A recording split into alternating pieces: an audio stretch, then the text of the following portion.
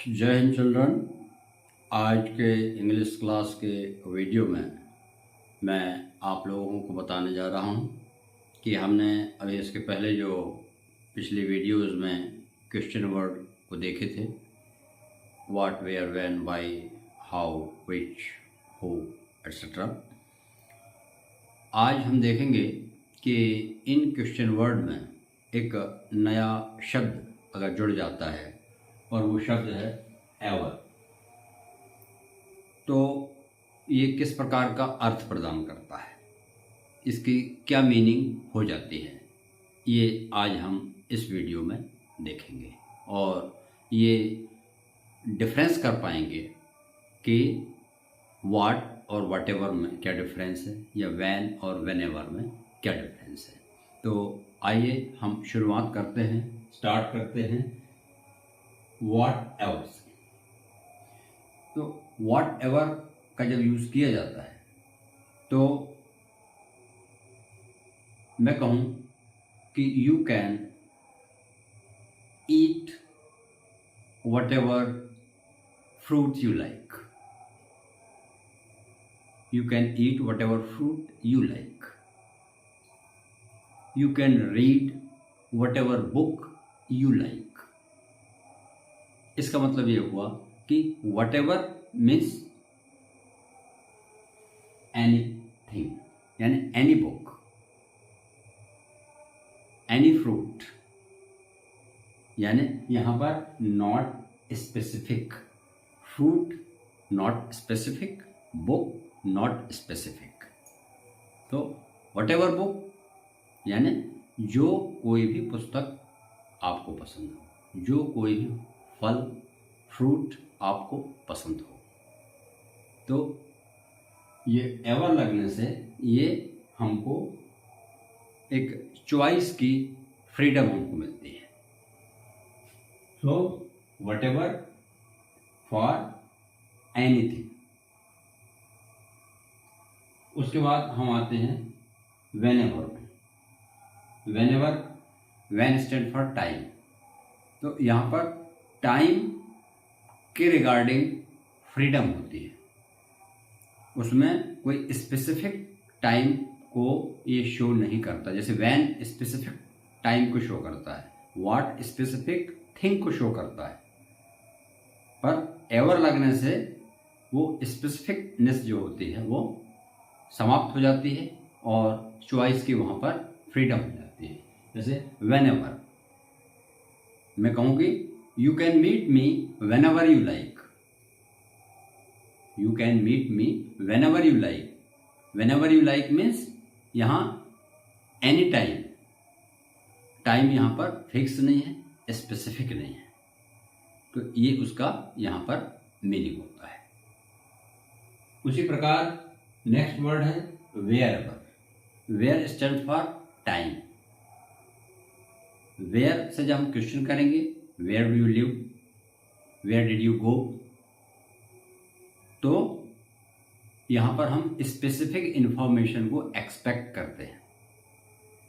पर जब हम इसी के साथ एवर जोड़ देते हैं तो वहां पर जो प्लेस होता है वो स्पेसिफिक ना होकर वो एनी प्लेस होता है, यानी कोई भी स्थान हो सकता है।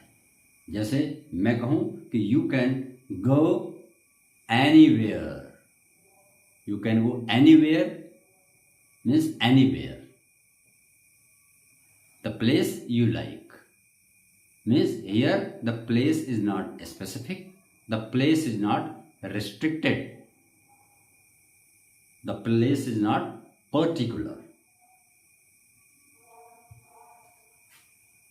उसी प्रकार which ever भी हमको कोई भी ऑब्जेक्ट, एनी वन ऑब्जेक्ट के चॉइस की हमको फ्रीडम देता है।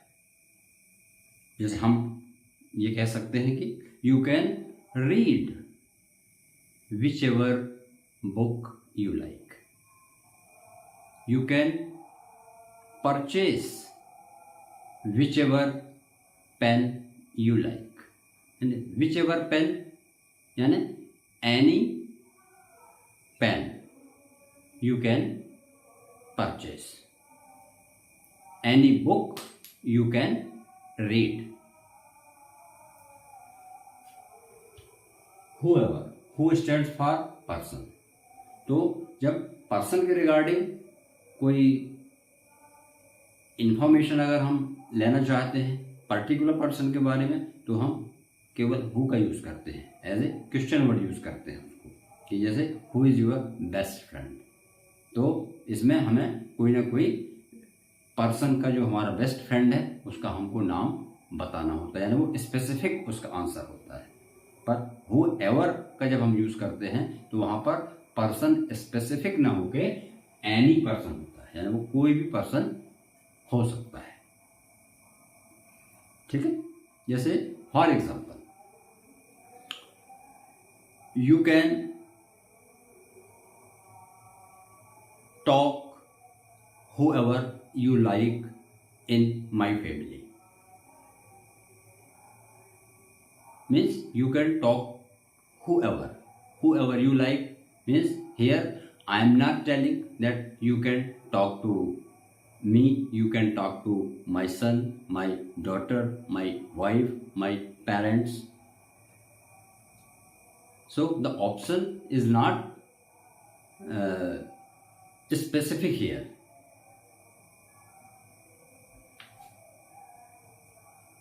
likewise however, how stands for manner or the way। so if we say however, means the way is not fixed, the way is not specific, it can be any way। so एक example के रूप में हम इसको समझ सकते हैं कि the route was very rough, however we managed to reach safely। यानी the route was very rough, route बहुत रफ था, खराब था। however यानी किसी तरह से, in any way we managed to reach safely, हम सुरक्षित पहुंचने का जैसे तैसे हमने मैनेज किया उसको। तो इस तरह से हम ये देख रहे हैं कि एवर का यूज जब व्हाट, वेयर, व्हेन, व्हाई के साथ होता है तो ये नॉट स्पेसिफिक को फोकस करते हैं, जबकि अगर एवर को हटाकर हम इनका यूज करते हैं तो ये एक स्पेसिफिक इंफॉर्मेशन के लिए एज ए क्वेश्चन यूज किए जाते हैं। तो मैं समझता हूँ कि व्हाट और व्हाटएवर में क्या डिफरेंस है, व्हेन, व्हेनेवर में क्या डिफरेंस है, या वेयर एवर में क्या डिफरेंस है, हाउ एवर में क्या डिफरेंस है, हु और हु एवर में क्या डिफरेंस है। ये आपके समझ में आ गया कि अगर हम केवल विदाउट एवर इनसे क्वेश्चन करते हैं तो हमें एक स्पेसिफिक इंफॉर्मेशन की एक्सपेक्टेशन होती है, जबकि ये जो हाउ एवर है, एवर लगाकर जब हम इनका यूज़ करते हैं तो ये एक प्रकार से प्रोनाउन का भी काम करते हैं, एडजेक्टिव का भी काम करते हैं, और ये हमारे जो क्लासेस हैं उसमें ये जो हमारी सबऑर्डिनेट क्लॉजेस हैं उसमें कंजंक्शन का काम करते हैं और उनकी मीनिंग इस प्रकार से होती है।